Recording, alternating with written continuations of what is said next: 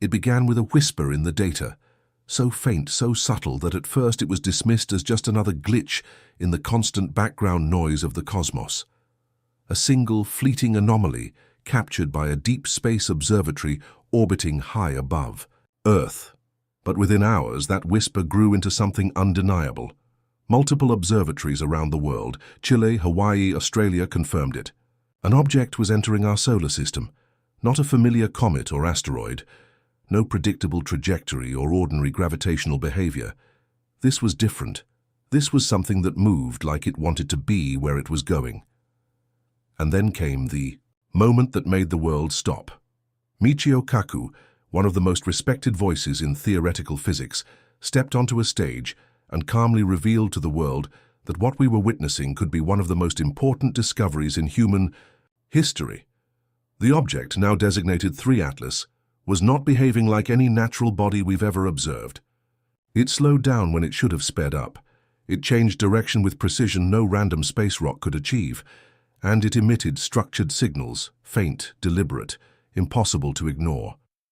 The room fell silent, the kind of silence where every breath feels too loud, as Kaku warned that this might not just be a piece of drifting space debris. This could be a messenger or a scout, or something else entirely, something that might rewrite humanity's place in the universe. The first detection of 3 Atlas came from an advanced telescope scanning the Kuiper Belt, that vast, frozen ring of debris beyond Neptune, where icy bodies drift in quiet isolation. But what made this detection so strange was how the object's light signature kept changing. Normally, sunlight reflecting off a comet or asteroid produces a stable pattern that varies only as it rotates. 3 Atlas, however, showed irregular, but controlled fluctuations, almost as if the reflection itself was being manipulated. The initial thought was a sensor malfunction, yet the same anomaly appeared in multiple independent instruments thousands of miles apart. Soon its trajectory was locked in, and that's when things became truly unsettling. As it entered the gravitational influence of the Sun, it did not accelerate, as expected. Instead, it decelerated just slightly, but enough to send shock waves through the astrophysics community. This kind of maneuver would require a form of propulsion or drag control completely unknown to current human technology. And yet here it was, moving as if someone or something was at the helm, plotting a course through our system with deliberate care. Models showed that it was heading for a close encounter with Jupiter's magnetosphere, perfectly positioned to use the planet's immense gravity for a slingshot maneuver. This wasn't guesswork or luck. This was orbital mechanics, executed with precision, the kind of move we use in our own interplanetary missions, except this was not one of ours. As the object moved deeper into the solar system, the world's most sensitive radio telescopes began to pick up something unexpected.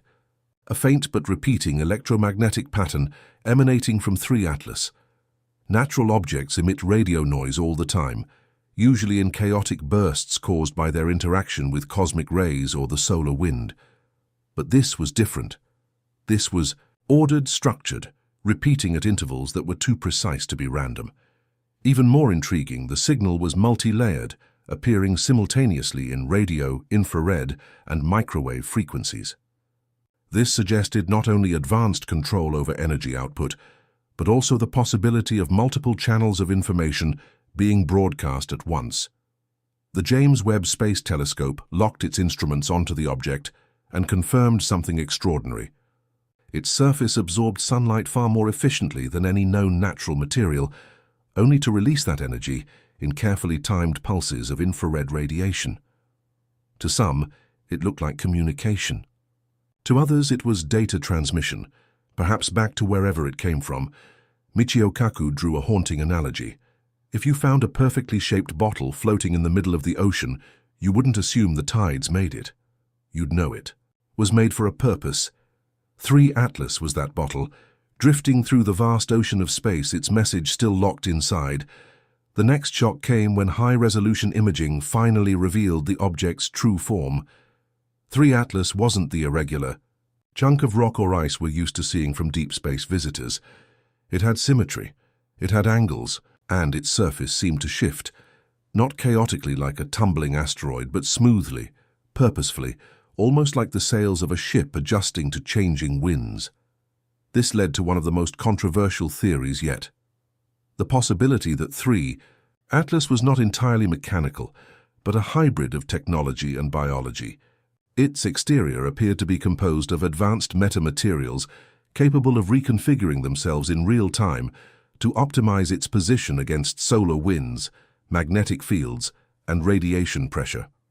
Some experts suggested it could even self-repair, microscopic damage from micrometeoroid impacts.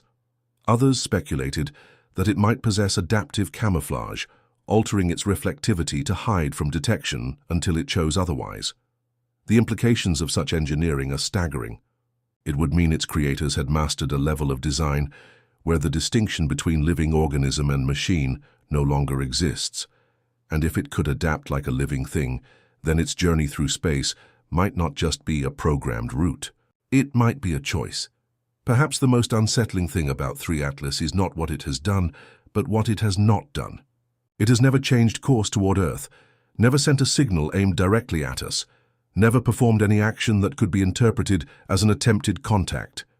Instead, it continues along its calculated path, passing through the planetary plane, without interference, like a surveyor ticking off items on a list. This has led to intense speculation that it is one of many such probes, members of a vast, unseen network, quietly monitoring star systems across the galaxy. If so, then Earth is not special, just another waypoint in a much larger mission. Some scientists, echoing Kaku's caution, believe this might be a kind of test not for them but for us. Our reaction, our ability to collaborate globally, our willingness to prioritize knowledge over fear. These could all be variables under observation, and if that's the case, then perhaps the silence is the point, because sometimes the loudest message is the one left unsent. As Atlas moved deeper into the inner solar system, energy readings from multiple observatories began to reveal a behavior that defied conventional astrophysics. Most interstellar objects passively absorb and release solar radiation in predictable patterns, their thermal output rising steadily as they draw closer to the Sun. But Atlas appeared to be playing by its own rules. Its surface temperature did not climb consistently. Instead, it spiked and dropped at precise intervals, almost like a heartbeat. These thermal pulses were synchronized with bursts of electromagnetic energy, suggesting a deliberate conversion of sunlight into controlled energy discharges. Some experts proposed that the object might be using a form of photonic propulsion, harnessing photons to subtly adjust its velocity without visible thrusters. Others speculated it could be powering internal systems, perhaps for navigation, scanning, or even data transmission across interstellar distances. The unsettling part, these energy bursts were not random. They seemed to align with its changing position relative to planetary magnetic fields, as though it were mapping or interacting with them intentionally. When data from the electromagnetic bursts was plotted over time, something remarkable and deeply disturbing emerged. The intervals between certain pulses followed patterns that corresponded to universal mathematical constants, pi, the golden ratio, and prime number sequences. These values are not only foundational in mathematics and nature, but they are also widely regarded as potential markers of intelligence in CT research, since they transcend language and culture. Michio Kaku himself pointed out that these patterns could function as a universal handshake, an unambiguous way for a civilization to say, "We understand the same truths you do," while skeptics argued that nature can produce apparent order through coincidence. The statistical probability of these patterns emerging by chance in this context was vanishingly small. The deeper implication was chilling. If these patterns were intentional, then Atlas wasn't just traveling through our solar system, it was leaving behind breadcrumbs, perhaps to see if we would notice. Further observations from the James Webb Space Telescope revealed that Atlas's surface did not simply reflect light, it manipulated it. The spectral analysis showed that different segments of its exterior were shifting their reflectivity in real time, altering their albedo depending on its position relative to the Sun and nearby planets. This adaptive skin, could allow it to regulate temperature, disguise its optical signature, or optimize energy absorption. The changes were too localized and too rapid to be caused by natural geological processes. They resembled the controlled behavior of engineered nanomaterials. Some scientists began to compare it to the sails of our own light-propelled spacecraft, except infinitely more advanced, capable not only of capturing light but of bending it around itself, effectively cloaking parts of its structure from detection. This raised an uncomfortable question. If it can choose when and how it's visible, how many other objects like it have passed through our solar system completely unseen?